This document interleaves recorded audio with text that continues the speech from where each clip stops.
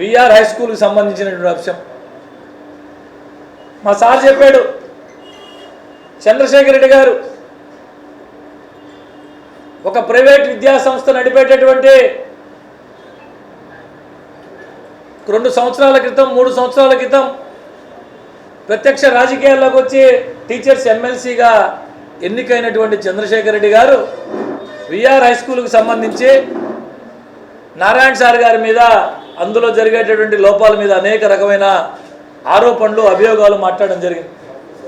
ఇవన్నీ కూడా ఆయన నిన్న మీకు ఇచ్చినటువంటి పేపర్లు, ఆధారాల ద్వారా మీతో మాట్లాడుతున్నా. ఆయన మీకు ఇచ్చినటువంటి సాఫ్ట్ కాపీ ఒక మీడియా మిత్రుల ద్వారా తెప్పించుకొని మీతో మాట్లాడుతూ ఉన్నా. ప్రధానమైన ఆరోపణ 1063 మందికి అడ్మిషన్లు జరిగాయి, ఎక్కడా కూడా పారదర్శకంగా అడ్మిషన్లు జరగలేదు. మొన్న పోయి విజిట్ చేశారు విఆర్ కళాశాల, విఆర్ హై స్కూల్ని చూసారా లేదో. ప్రతి విద్యార్థికి అడ్మిషన్ అప్లికేషన్ తీసుకో ఉన్నారు.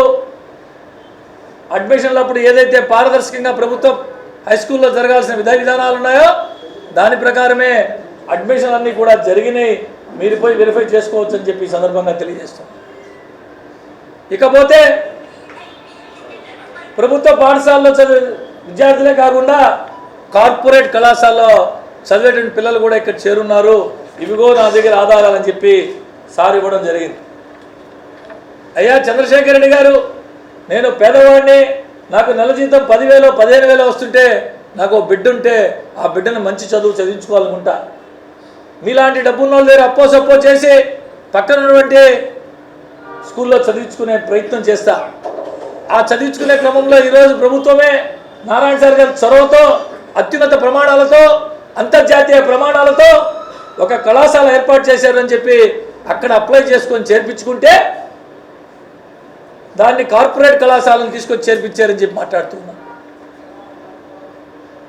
తెలుగుదేశం పార్టీ కార్యకర్తల రెఫరెన్స్తో, కార్యకర్తల సిఫార్సుతో ఇవన్నీ కూడా అడ్మిషన్లు జరిగినాయని చెప్పి ఆరోపణ చేశారు. ఈ సందర్భంగా మీ ద్వారా చంద్రశేఖర్ రెడ్డి గారికి, అదేవిధంగా జిల్లా ప్రజానీకానికి అందరూ కూడా తెలియజేస్తూ ఉన్నాం. అప్లై చేసిన ప్రతి ఒక్కరిని నారాయణ సార్ గారు సొంత టీం చేత వెరిఫై చేయించారు. వీళ్ళు నిజంగా పేదవారా కాదా, వీరు ఎటువంటి జీవనం సాగిస్తున్నారు, వీరు ఈ కళాశాలలో సీటు పొందేదని అర్హులా కాదా అని ఆ ప్రాంతంలో పనిచేస్తున్నటువంటి వారందరి చేత వెరిఫై చేయించి, వారి వెరిఫికేషన్ తర్వాత 1కి 4 రకాలుగా వెరిఫై చేయించి అవన్నీ నిర్ధారణ చేసుకున్న తర్వాతే అడ్మిషన్లు పూర్తయిందని తప్ప మరొకటి కాదు అని చెప్పి ఈ సందర్భంగా తెలియజేస్తున్నా. ఇదే కాకుండా తెలుగుదేశం పార్టీకి ఎక్కడైతే ఎక్కువ ఓట్ బ్యాంక్ ఉందో ఆ ప్రాంతాల్లో అడ్మిషన్లు ఇచ్చారు అని చెప్పి కూడా ఒక ఆరోపణ చేశారు చంద్రశేఖర్ రెడ్డి గారు. ఆయన ఇచ్చినటువంటి కాపీ మీకు ఏ డివిజన్లో ఎన్ని అడ్మిషన్లు ఇచ్చారు, తెలుగుదేశం పార్టీకి కంచుకోటుగా ఉన్నటువంటి, తెలుగుదేశం పార్టీకి ఓట్ బ్యాంక్ అధికంగా ఉన్నటువంటి ప్రాంతాల్లో అడ్మిషన్లు ఎక్కువ ఇచ్చారని చెప్పి ఆయన ఇచ్చినటువంటి ఆధారమే. ఇందులో అత్యధిక సీట్లు ఇచ్చింది మొట్టమొదటిది 9వ డివిజన్. ఏదైతే కడు పేదలు నివసిస్తున్నారో కుసుమ, హరిజనవాడ, రాయపాలెం తదుపరి చుట్టుపక్కల ప్రాంతాలు నివసిస్తున్నారో అది. మరి ఆ ప్రాంతం ఏ పార్టీ కంచుకోట బహుశా చంద్రశేఖర్ రెడ్డి గారు చెప్పాలా. తర్వాత జెండా వీధి 42వ డివిజన్ కుద్దూస్ నగర్, మన్సూర్ నగర్ ఈ ప్రాంతంలో నెక్స్ట్ అత్యధిక సీట్లు ఇచ్చున్నారు. దాని తర్వాత కపాడిపాళెం, సంతపేట ఆ యొక్క ఏదైతే ప్రాంతాలు ఉన్నాయో ఆ ప్రాంతాల్లో ఇచ్చున్నారు. ఈ ప్రాంతాలన్నీ ఏ పార్టీకి కంచుకోట బహుశా చంద్రశేఖర్ రెడ్డి గారే తెలియపరచాలి. బహుశా తెలుసో తెలీదో, తెలియకేమన్నా మాట్లాడారో మాకైతే తెలియదు.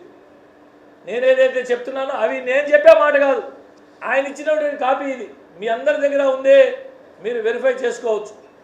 16వ డివిజన్ గుర్రాల మడుగు సంఘం ఎన్ని ఉన్నాయి, ఆ డివిజన్ ఏ పార్టీకి ఓట్ బ్యాంక్ ఎక్కువ ఉంటుందో బహుశా చంద్రశేఖర్ రెడ్డి గారి నివాసం ఉండేటటువంటి డివిజన్ అది. చంద్రశేఖర్ రెడ్డి గారు ఏదైతే నిన్న పాత్రికేయుల సమావేశం ఏర్పాటు చేశారో ఆయన ఆఫీసు, ఆయన నివాసం ఉండే డివిజన్, మరి అది ఏ పార్టీకి ఎక్కువ వెన్నుదన్నుగా ఉంటుందో చంద్రశేఖర్ రెడ్డి గారే చెప్పాలి. ఇటువంటి ఆరోపణలు అనేకం చేశాడు. ఇవే కాకుండా ఇకపోతే హై స్కూల్ అంటే ప్లే గ్రౌండ్లో పెయింటింగ్లో ల్యాబులు కాదు. హై స్కూల్ అంటే ప్లే గ్రౌండ్లో పెయింటింగ్లో ల్యాబులు కాదు, ఉన్నత ప్రమాణాలు ఉండాలని. నిజంగా సంబంధం లేని వ్యక్తులు, ప్రతిపక్ష పార్టీలు సైతం వచ్చి ఇంత అద్భుతంగా తీర్చిదిద్దారు ఈ స్కూల్ని, ఎలా సాధ్యమైందని చెప్పి అనుకుంటున్న పరిస్థితుల్లో దాని మీద విమర్శలు. అసలు హై స్కూల్ ఓపెన్ ఎన్ని రోజులైంది? ఇంత త్వరగా ఏదైనా చేయడం సాధ్యమేనా? అటువంటిది ఒక కఠోర దీక్షతో తను అమరావతి రాజధాని నిర్మాణ పనిలో ఎంతో బిజీగా ఉన్నప్పటికీ తన కుమార్తెని ప్రత్యేకంగా దాని మీద ఆ ఏర్పాట్ల పరిశీలనకు అన్నింటికీ నియమించి అధికారులందరితో సమన్వయం చేసుకొని బ్రహ్మాండంగా చేస్తే చేతనైతే అభినందించాల్సింది పోయి ఈ విధంగా టీచర్లు లేరు అని చెప్పి మాట్లాడారు. బహుశా చంద్రశేఖర్ రెడ్డి గారు టీచర్స్ ఎమ్మెల్సీగా ఎన్నికై ఉన్నారు.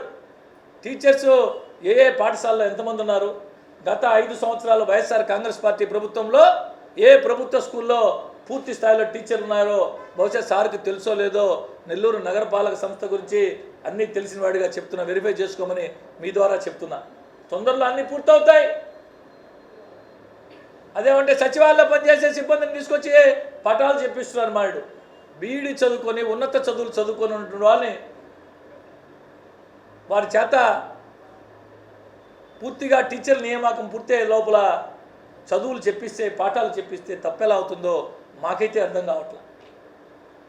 చంద్రశేఖర్ రెడ్డి గారికి తెలుసో లేదో గత ప్రభుత్వ హయాంలో విద్యా వాలంటీర్ల చేత విద్యా వాలంటీర్లను పెట్టి కేవలం 10,000 రూపాయల వారికి శాలరీస్ ఇచ్చి పాఠాలు చెప్పించే రోజులు ఉన్నాయి. బహుశా చంద్రశేఖర్ రెడ్డి గారికి తెలుసో లేదో తెలుసుకోమని చెప్పి సందర్భంగా చెప్తున్నాను. నిజంగా ఏదైనా సూచనలు ఉంటే నారాయణ సార్ దగ్గరికి వచ్చి చెప్పు, సార్ ఈ విధంగా చేస్తే బాగుంటుందని చెప్పు. ఒక నిర్ణయాత్మకమైన ప్రతిపక్ష పాత్ర పోషించి ఈ విధంగా చేస్తే బాగుంటుందని చెప్పడం కరెక్ట్, కానీ ఈ విధంగా ఆరోపణలు చేయడం కరెక్ట్ కాదు. 4వ తారీఖు లేఖ రాశారు కమిషన్ నారాయణ గారు కమిషన్ గారు జేసీ గారికి 6వ తారీఖు రాశారు. జేసీ గారు తిరిగి 9వ తారీఖు రాశారు. అకాడమిక్ ఇయర్ స్టార్ట్ అవుతుంది, పిల్లలకి త్వరగా స్కూల్ని ఓపెన్ చేయాలని చెప్పి త్వరగా పనిచేస్తే కూడా ఇది నేరం ఎలా అవుతుందో, తప్పు ఎలా అవుతుందో మాకైతే అర్థం కావట్లేదు. చంద్రశేఖర్ రెడ్డి గారు మాట్లాడిన మాటల్లో అది విఆర్ హై స్కూల్ని తీసేసుకొని ఏదో నారాయణ సార్ స్కూల్ పెట్టుకున్నట్టుగా ఉంది తప్ప మున్సిపల్ హై స్కూల్గా పెట్టినట్టు ఎక్కడా కనపడలా. అనేక రకాల ఆరోపణలు కూడా చేశారు. ఇది ఎంతవరకు సమంజసమని అడుగుతున్నా. మీ ద్వారా చంద్రశేఖర్ రెడ్డి గారికి అదేవిధంగా మిగతా ప్రజలందరూ కూడా తెలియజేస్తున్నా, ఈ చేయడమే కాకుండా ₹1 కోటి సొంత డబ్బులు వెచ్చించి సైకిల్ చుట్టుపక్కల ఉన్నటువంటి వారికి దగ్గరగా ఉన్నటువంటి విద్యార్థులు 6వ తరగతి పైన సైకిళ్ళు ఎవరైతే తొక్కగలుగుతారో వారందరికీ ₹1 కోటి సొంత నిధులతో సైకిళ్ళు కూడా ఇచ్చిన నాయకుడు నారాయణ సార్ అని చెప్పి సందర్భంగా తెలియజేస్తున్నాను. నారాయణ సార్ ఇచ్చినటువంటి పుస్తకాల మీద కూడా కామెంట్ చేశారు. ఇది నారాయణ సార్ దేశవ్యాప్తంగా ప్రతి నారాయణ స్కూల్లో ఇచ్చే పుస్తకాలవి. నారాయణ విద్యా సంస్థల్లో ఇచ్చే పుస్తకాలే విఆర్స్కిలో ఉచితంగా ఇస్తే దాని మీద కూడా కామెంట్ చేశారంటే ఇంతకంటే దుర్మార్గం మరొకటి లేదని చెప్పి ఈ సందర్భంగా తెలియజేస్తున్నా. అదేవిధంగా బడ్జెట్ అప్రూవల్ తీసుకున్నారు. కార్పొరేషన్ తరఫున ₹100 ఖర్చు పెట్టాలన్నా ముందుగా ₹1000కి 500గా తీసుకుంటాం. బడ్జెట్ అప్రూవల్ తీసుకుంటాం. తర్వాత ఎంత ఖర్చు పెట్టామో లెక్కల్లో చూపించుకుంటాం. ఇంత బడ్జెట్ అప్రూవల్ తీసుకున్నారు, 5 కోట్లకి అప్రూవల్ తీసుకున్నారు, రకరకాల ఆరోపణలు చేశారు. కొత్తగా 2 నెలల క్రితం ప్రారంభమైన హై స్కూలు బ్రహ్మాండంగా చేశారని పేరున్నటువంటి ఈ హై స్కూల్ మీద ఈ విధంగా ఆరోపణలు చేయడం, దయచేసి చంద్రశేఖర్ రెడ్డి గారు ఇది మంచి పద్ధతి కాదు. ఏదన్నా మీ సూచనలు ఉంటే చెప్పండి. నిజంగా దాంట్లో అర్థం ఉంటే, పొరపాట్లుంటే సరిదిద్దుకునే దానికి మంత్రి గారి దృష్టికి తీసుకెళ్లే ప్రయత్నం చేస్తాం తప్ప ఈ విధంగా చేయడం మంచి పద్ధతి కాదు అని చెప్తున్నా. ఒక సూచన చేశాడు, 16 స్కూల్స్లో ఆర్ఓ ప్లాంట్ చెడిపోయి ఉన్నాయని. ఖచ్చితంగా మంత్రి గారి దృష్టికి తీసుకెళ్తాం. నిజంగా 16 స్కూల్స్లో ఆర్ఓ వాటర్ ప్లాంట్ పనిచేయకపోతే బహుశా మంత్రి గారు ఇవాళ రేపు వస్తారు. ఇమీడియట్గా నిజమే కనుక అయితే అది కూడా రెక్టిఫై చేసేదానికి ప్రయత్నం చేస్తాం. ఒక మంచి సూచన లేదంటే చేయండి తప్ప ఈ విధంగా ఆరోపణలు చేయడం సరిగ్గా మంచి పద్ధతి కాదు అని చెప్పి ఈ సందర్భంగా తెలియజేస్తూ, మున్సిపల్ రెసిడెన్షియల్ జూనియర్ కళాశాల మీద కూడా మాట్లాడాడు. గత ప్రభుత్వంలో నారాయణ సార్ పెట్టిన దాని మీద ఒక్కసారి అక్కడ చదువుకున్న విద్యార్థులు, తెలుగుదేశం ప్రభుత్వం అప్పుడున్నప్పుడు అక్కడ చదువుకున్న విద్యార్థులు ఏ స్థాయిలో ఉన్నారో, ఎంత ఉన్నత స్థాయిలో ఉన్నారో, తర్వాత ఎంఆర్ చేసి ఏ స్థాయికి దిగజారిందో తెలుసుకొని మాట్లాడమని చెప్పి ఈ సందర్భంగా చంద్రశేఖర్ రెడ్డి గారికి మీ ద్వారా తెలియజేస్తున్నాను.